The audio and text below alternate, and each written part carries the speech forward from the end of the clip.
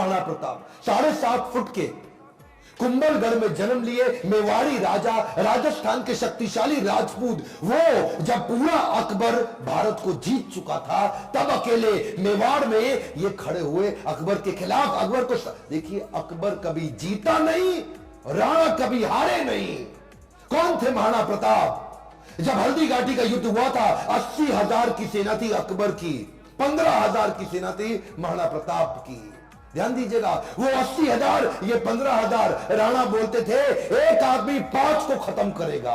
ध्यान दीजिए, अकबर की सेना में दम था। कम ऑन, अकबर की सेना में दम था, राणा के सीने में दम था। राणा कभी हारे नहीं, अकबर कभी जीता नहीं। शुरू से शुरू करते हैं। 9 मई 1540 को इनका जन्म हुआ कुंभलगढ़ में। महाराणा उदय सिंह और माता जयवंती बाई।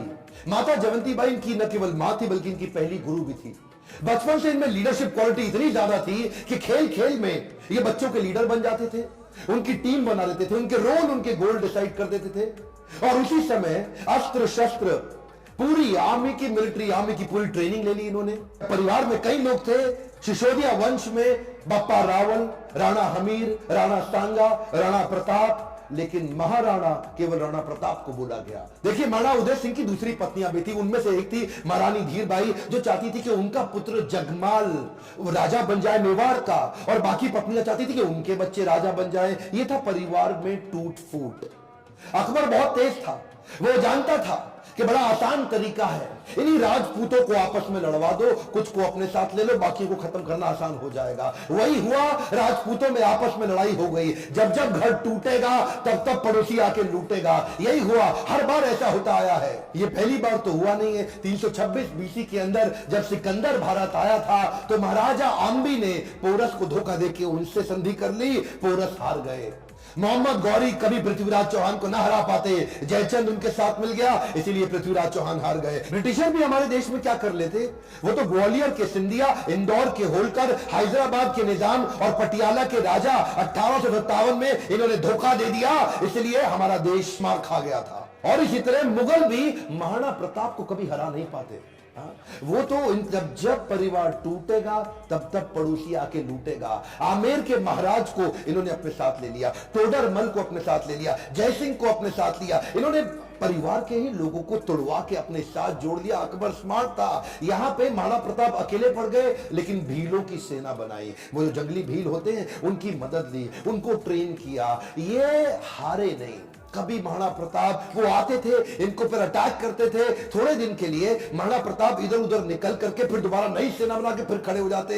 देखिए, ना तो ये महाराणा प्रताप को मार पाए, ना ही उसको पकड़ पाए। महाराणा प्रताप हर बार बाउंस बैक करते थे। महाराणा प्रताप शरीर से इतने ताकतवर, 7.5 फुट की उनकी हाइट, 70 किलो का उनका कवच, 10-10 किलो के जूते, 10-10 किलो की तलवार, 80 किलो का भाला। बहलोल खान को कैसे काट डाला। कौन था बहलोल खान? ये थे अकबर का सबसे बड़ा सेनापति जो हल्दी घाटी के युद्ध में आया था। एक तलवार की काट से इन्होंने बहलोल खान समेत उनके घोड़े को 2 हिस्से में चीर डाला। ये बार बार लड़ाइयों को कारण समझिए। पॉलिटिकली और जियोग्राफिकली मेवाड़ अकबर के लिए दिल्ली से बहुत महत्वपूर्ण था। गंगा मार्ग के व्यापार मार्ग को यह पश्चिमी तट के साथ जोड़ था। जियोग्राफिकली अगर वेस्टर्न हेमिस्फीयर से कुछ भी इंपोर्ट करना है, कुछ भी एक्सपोर्ट करना है, टेरिटरी से कोई सपोर्ट लेना है बाहर से भारत के, तो अकबर को मेवाड़ पार करना पड़ता था। मेवाड़ ऐसी किरकिरी बन गया और ये मेवाड़ को जीत नहीं पा रहे, क्योंकि वहां पूरा भारत तो मान जाता था और वहां महाराणा प्रताप अकड़ के खड़े थे।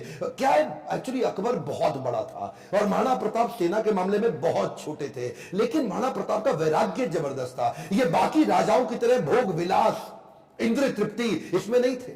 ये बोले कि मैं अपनी सेना के बीच में रहूंगा। ये भीलों के बीच में जाके रहने लगे, जंगल में रहते थे। उबली सब्जी, कच्चा खाना खाना, जमीन पे सोना, पत्तल पे खाना, कोई बिस्तरा ना होना, सर पे छाता नहीं, पैरों में जूता नहीं, आम जीवन जीना उनके साथ। और तभी भील, जितने भील लोग वहां के हुआ करते थे, जंगली आदिवासी, वो उनके साथ जुड़ गए।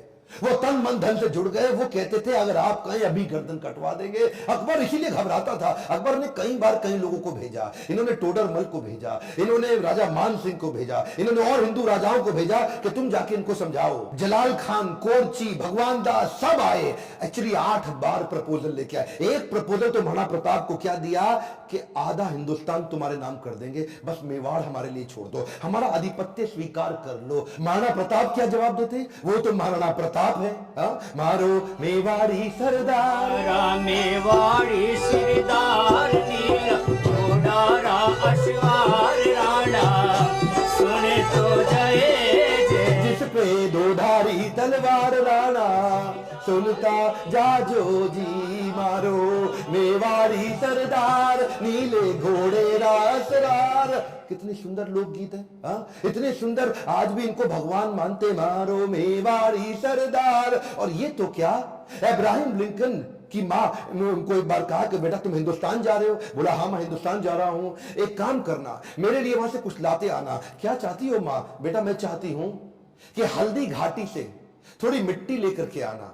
मैं महाराणा प्रताप आज भी उनको पूजनीय इसलिए मानती हूं क्योंकि वो राणा ने आधे देश के बदले, एक खमौन क्या, आधे देश के बदले अपना छोटा सा राज्य मेवाड़ बदले में अकबर को देने को तैयार नहीं हुआ। अकबर बोलते थे आधा देश तुझे दे दूंगा अगर तू केवल मेवाड़ मेरे लिए छोड़ दे। मेवाड़ स्ट्रैटेजिकली इतना इंपॉर्टेंट, लेकिन महाराणा प्रताप तो महाराणा प्रताप। मारो मेवाड़ी सरदार। हल्दी घाटी का युद्ध 1576 का, इतनी छोटी सेना होने के बावजूद महाराणा प्रताप स्ट्रैटेजिकली युद्ध को कैसे लड़े।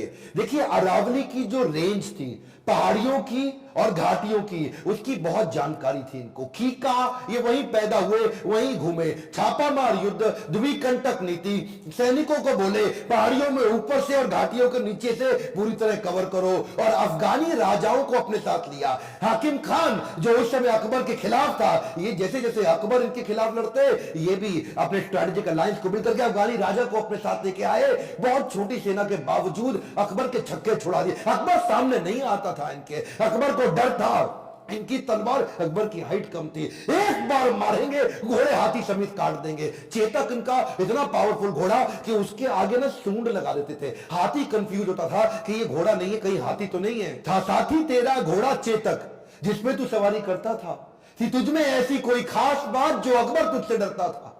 ये जो चेतक घोड़ा था, नीले रंग का अफगानी घोड़ा, ये एकमात्र ऐसा घोड़ा है जिसके ऊपर कई कविताएं बन चुकी हैं आज तक देश में। चेतक, इसको अपने पुत्र से ज्यादा प्रेम करते थे महाराणा प्रताप। वो युद्ध के दौरान उन दिनों हाथी की सूंड के आगे तलवारें लगी होती थी। जब ये छलांग मार के अपने घोड़े के साथ जा रहे थे तो उस तलवार से एक पांव चेतक का कट गया। युद्ध के दौरान जब महाराणा प्रताप अकेले फंसे थे ना, तो यही वो चेतक था जो इनको भगा के एक कटी टांग से 28 फीट का गहरा नाला टाप के चला गया।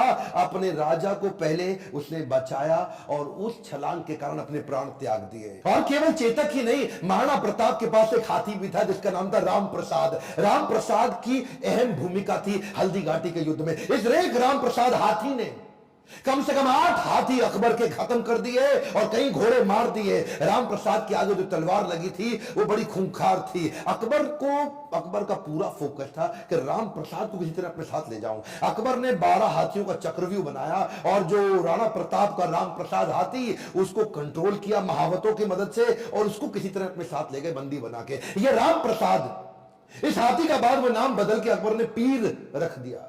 और ये पीर हाथी, इसको 28 दिन तक अकबर बोलते रहे सब कुछ खिलाओ सब कुछ पिलाओ। राम प्रसाद ने सब खाना बंद कर दिया, अन्न जल का त्याग कर दिया। अपने राणा प्रताप से बिछड़ने के दुख में वो ना कुछ खाया ना कुछ पिया। 28 दिन के बाद वो राम प्रसाद हाथी जो कमजोरी के कारण इसने अपना शरीर त्याग दिया। क्या बोला अकबर? अकबर बोला जिस महाराणा प्रताप के हाथी ने मेरे आगे सर नहीं झुकाया, मैं उस महाराणा प्रताप का सर कैसे झुकवा दूंगा। 1580 में अकबर ने फिर ट्राई किया। इस बार अपने अब्दुल रहीम खान खाना, जो उनका सबसे शक्तिशाली सूबेदार, उसको सूबेदार नियुक्त किया इस बार अजमेर में। और क्या बोले, मैं तुम्हें जिम्मेदारी देता हूं कि तुम इस बार मेवाड़ को किसी तरह जीत के मुझे ला दो, मुंह मांगा इनाम दूंगा अगर महाराणा प्रताप को पकड़ लाए। इधर कुंवर अमर सिंह जो कि सेनापति थे महाराणा प्रताप के, उन्होंने अब्दुल रहीम खान खाना को कंफ्यूज करने के लिए शेरगढ़ के पास एक अटैक किया। अब्दुल रहीम खान खाना का जैसे ही ध्यान भटका, कुंवर अमर सिंह उधर उनकी बेगम सहित उनके परिवार को बंदी बना के ले आया, उनकी बहू बेटियों को ले आया। पर जैसे ही महाराणा प्रताप को बात पता चली, उनको बड़ी आत्मग्लानि हुई, बहुत बुरा महसूस हुआ। आज भी यह बात सब जानते हैं कि महाराणा प्रताप स्त्रियों की बहुत सम्मान किया करते थे। अब्दुल रहीम खान खाना की पत्नी, उनकी बेटी, उनकी बहू, उनके बच्चों, सबको पूरे सम्मान के साथ कहा वापस छोड़ के आओ, वापस लेके आओ, युद्ध जंगे मैदान में करेंगे, औरतों को नहीं, औरतों की इज्जत पूरी इज्जत से वापस करेंगे। हल्दी घाटी का युद्ध इतना खौफनाक था कि 300 साल के बाद भी आज वो हल्दी वाली मिट्टी, उससे खून निकलता था। आज भी तलवारों के जत्थे मिट्टी के नीचे से निकलते थे। इतना खौफ कि युद्ध के बाद भी सिक्का, करेंसी, मुद्रा अभी महाराणा प्रताप के नाम की चलती थी, अकबर के नाम की करेंसी तक नहीं चल पाई। अकबर इतना घबराता था उसके नाम से कि कहता था रात को सोने से पहले कोई महाराणा प्रताप का नाम मत लेना मेरे आगे। महाराणा प्रताप का नाम लो है तो रात को सपने में आकर के मेरे को डराएगा। महाराणा प्रताप का खौफ इतना ज्यादा, एक बार की बात थी, एक अफवाह उड़ गई कि महाराणा प्रताप जो है ना, वो अपनी हार स्वीकार कर रहे हैं और अकबर का आधिपत्य स्वीकार करने को वापस आ गए हैं। तो उन दिनों अकबर के राज्य के अंदर जो बीकानेर के राजा हुआ करते थे, पृथ्वीराज राठौड़, इन्होंने राठौड़ को बुलाया। देखो पृथ्वीराज, क्या खबर आई है, महाराणा प्रताप आने को तैयार है। अब उन्होंने हार स्वीकार कर लिया। पृथ्वीराज राठौड़ माने नहीं, उन्होंने चिट्ठी लिख दी। पृथ्वीराज राठौड़ ने तुरंत महाराणा प्रताप को एक पत्र लिखा और पत्र में लिखा कि मुझे विश्वास नहीं हो रहा यह बात सुन के कि क्या अब जंगल का शेर सियारों के साथ रहेगा, क्या सूर्य अब बादलों के पीछे छुप जाएगा, क्या चातक अब धरती का पानी पिएगा, क्या हाथी अब कुत्ते के जैसा जीवन बिताएगा, क्या तलवारें अब मयान के अंदर चली जाएंगी, राजपूतानी अब विधवा हो जाएगी। आपकी सौगंध, ये बात सुन के मेरा दिल कांप उठा है, मेरी मूछें तनी हुई नीचे चली गई है। कृपया आप ही बताएं ये बात कहां तक सही है। पृथ्वीराज राठौड़ का पत्र पढ़ते ही महाराणा प्रताप की आंखों में क्रोध से लाल हो उठी। महाराणा प्रताप कहने लगे, बादलों में वो क्षमता कहां है जो सूर्य को रोक सके, शेर की मार सह सके, ऐसे सियार ने कभी जन्म नहीं लिया। धरती का पीने के लिए पानी चातक की चोंच बनी ही नहीं है और कुत्तों की तरह जीवन जीने वाले हाथी की बात आज तक हमने सुनी ही नहीं। महाराणा प्रताप बोले, भूखा प्यासा रह के भी मेवाड़ की रक्षा करूंगा, अपने प्राण जाने दूंगा पर मेवाड़ नहीं जाने दूंगा। बहरहाल इसी दौरान अकबर को समझ आ गया महाराणा प्रताप को मैं हरा नहीं सकता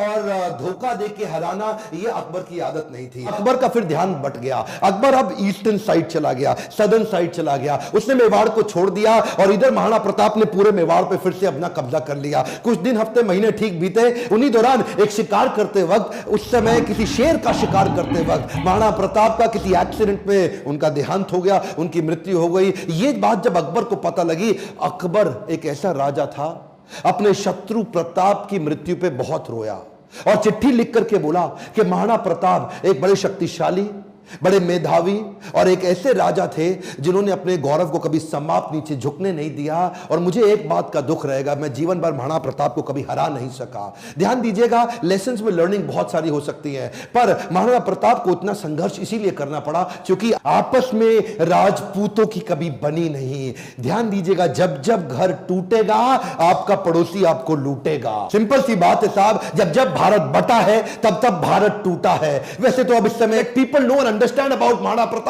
अकबर कभी जीता नहीं, प्रताप कभी हारे नहीं। अकबर की सेना में दम था, प्रताप के सीने में दम था।